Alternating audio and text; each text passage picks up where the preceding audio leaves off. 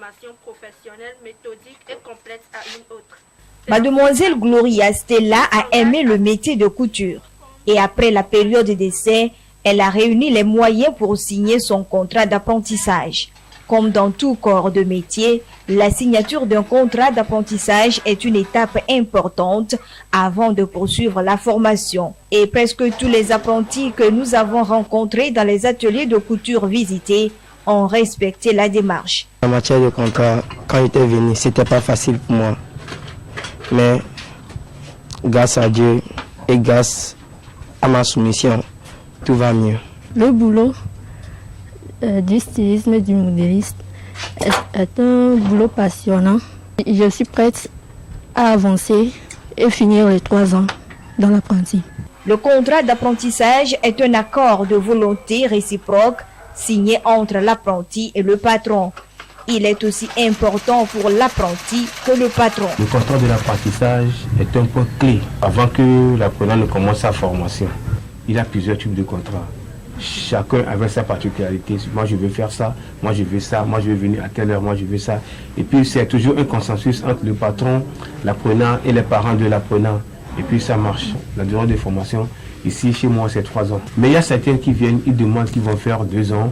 Ça dépend de la capacité de la personne même. Tu vois, si la personne demande qu'il veut faire moins, donc il va payer plus que celui qui veut faire 3 ans. Donc il y a tout cela qui joue. Comme si c'était là, non, il y a des filles à dommer. Et on avait contrat. Mais dodo de, moi les micros de filles à dommer. Les filles à chamanyan qui bévent. Donc il faut que contrat de là, non, il y a dommer. Contrat non bien. Pour le support pas ça también. De là que contrat peut-être les bêtes n'a c'est pas cette médecine. Pas tout tout être médaille. Bêtes passer pour trop. Là pour moment là ce sont mal pour contrat non. Sont mal pas cette médecine.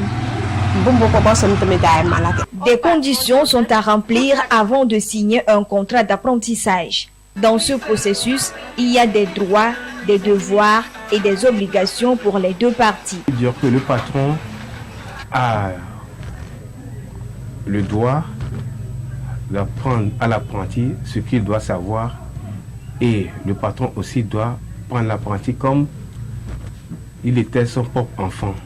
Il doit essayer de lui donner un amour pour que l'apprenant aussi puisse avoir l'amour du métier.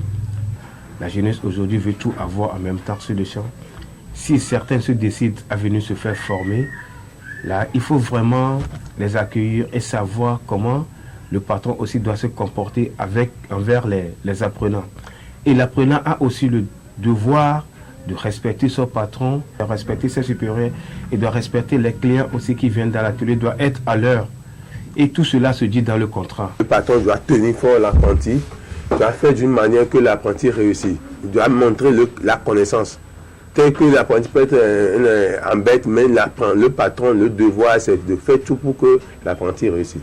Et le devoir de l'apprenti, est-ce que l'apprenti doit être soumis, doit être doué, doit être respectueux pour pouvoir prendre la connaissance chez le patron. La réussite d'une formation passe par le respect du règlement intérieur. Les apprentis et les patrons d'ateliers sont invités à se conformer aux dispositions contenues dans le contrat d'apprentissage pour assurer une bonne formation.